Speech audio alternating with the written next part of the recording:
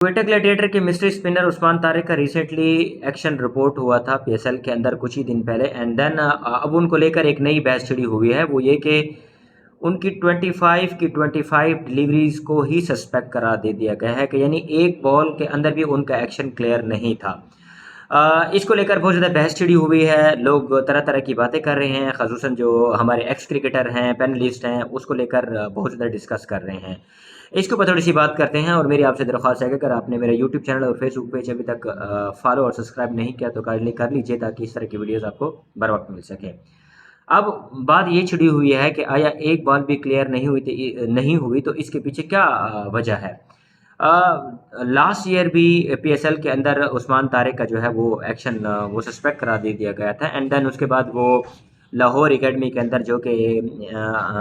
ICC से recognised है, वहाँ पर जाकर उन्होंने एक्शन क्लियर किया एंड देन उसके बाद उन्होंने डोमेस्टिक क्रिकेट खेली, नेशनल कप खेला, जितनी भी क्रिकेट खेली वहाँ पर कोई भी उनका एक्शन सस्पेक्ट नहीं करार दे दिया गया एंड देन अगेन जब पीएसएल दोबारा शुरू हुआ, क्वेटा ग्लैडिएटर की तरफ से वो खेल रहे हैं, वहाँ पर उनका एक्शन सस्पेक्ट करा दे दिया गया। अगर मैं आपको बताता चलूँ कि क्वेटा ग्लैडिएटर के तरफ से खेलते हुए उस्मान तारिक जब बॉल कराते हैं तो वो लेग ब्रेक भी कराते हैं एंड देन उसके बाद ऑफ साइड ब्रेक भी कराते हैं, यानी बॉल पड़कर अंदर भी आता है एंड देन बाहर भी जाता है और वो रन्स के फ्लो को रोकते हैं, तो उनके लिए उनको स्पेशलिस्ट माना जाता है एंड बहुत से लोग जब वो रुक कर आते हैं तो उसके ऊपर भी काफ़ी ज़्यादा बहस कर रहे हैं और उनकी थोड़ी बहुत जो मुशाबहत है वो रविचंद्रन अश्विन से भी जाकर मिलती है और कहा जाता है कि उन्हीं की तरह जो है वो बॉलिंग कराते हैं एंड रुकने के स्टाइल को लेकर उनको रविचंद्रन अश्विन के साथ मिलाया जा रहा है। अब ये एक अलग बहस है। सवाल ये उठता है कि 25 की 25 डिलीवरीज कैसे सस्पेक्ट हो सकती हैं और एक्सपर्ट जो हैं, एक्स क्रिकेटर्स हैं, वो कहते हैं कि जब एक राइट आर्म बॉलर जब बॉल कराता है और जब बॉल ब्रेक होकर लेग साइड पर जाती है तो वो बॉल कभी भी सस्पेक्ट नहीं होती। उस दौरान आपके हाथ के अंदर या आपके पूरी आर्म के जो एंगल है वो कभी भी चेंज नहीं हो सकता, बट यट अगेन ये कैसे सस्पेक्ट हो सकता है। कहीं ऐसा तो नहीं कि शर्जील खान और नासिर जमशेद का जो मैच फिक्सिंग का वक़ूआ हुआ था, कहीं ऐसा तो नहीं है कि वही होने वाला है कि 25 की 25 डिलीवरीज जो है वो सस्पिशियस हो सकती हैं। अब ये कहना कबल अज़ वक्त होगा, ये मेरी राय नहीं है, जस्ट एक किस्म की कयास आराई है, एक किस्म की हाइपोथेसिस है जिनके ऊपर अभी डिस्कशन हो रही है। अब जब आप डोमेस्टिक क्रिकेट खेलते हैं, जब आप नेशनल कप खेलते हैं, तो वहाँ पर आपका एक्शन सस्पेक्ट क्यों नहीं करा दिया जाता और देन उसके बाद जब आप आईसीसी की तरफ से जाकर अपने एक्शन को चेक कराते हैं, दोबारा आकर पीएसएल खेलते हैं, तो मेरे ख़्याल में वहाँ पर वो जो आपकी जो मैनेजमेंट बैठी हुई है, उनकी ज़िम्मेदारी बनती है कि आपने आया एक्शन किस तरह क्लियर कराया कि दोबारा वो सस्पेक्शन में आ गया। यहाँ पर देखना होगा कि आया बॉलर के एक्शन के अंदर कोई प्रॉब्लम है या फिर मैनेजमेंट के अंदर प्रॉब्लम है, कहाँ पर चीज़ें लैग कर रही हैं। उनकी जो परफॉर्मेंस रही है डोमेस्टिक के अंदर, पाकिस्तान कप के अंदर बहुत ही ब्रिलियंट रही है, जिसके बिहाफ पर उनको जो है सेलेक्ट किया गया क्वेटा ग्लैडिएटर की टीम की तरफ से। क्या एक्शन का सस्पेक्ट होना इसमें कोई मैनेजमेंट का रोल है या इसके पीछे क्या मिस्ट्री है या क्या इसके पीछे क्या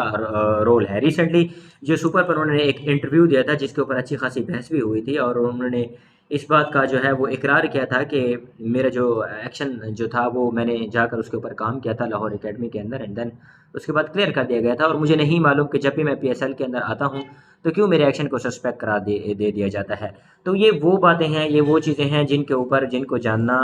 और जिनको डिस्कस करना मेरे ख़्याल में बहुत ज़रूरी है।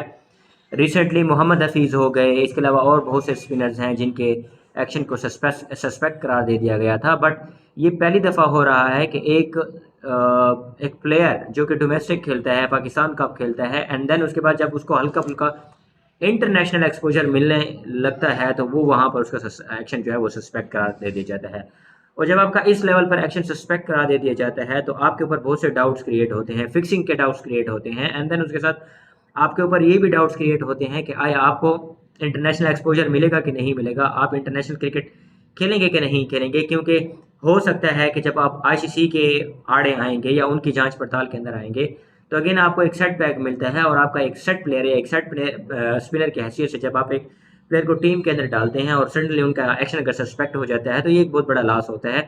तो इस पर्सपेक्टिव में हो सकता है कि टीम इनको कंसिडर ना करे। तो ये एक मेरे ख्याल में अगर एक्शन सस्पेक्ट है तो वो होना चाहिए, और अगर नहीं है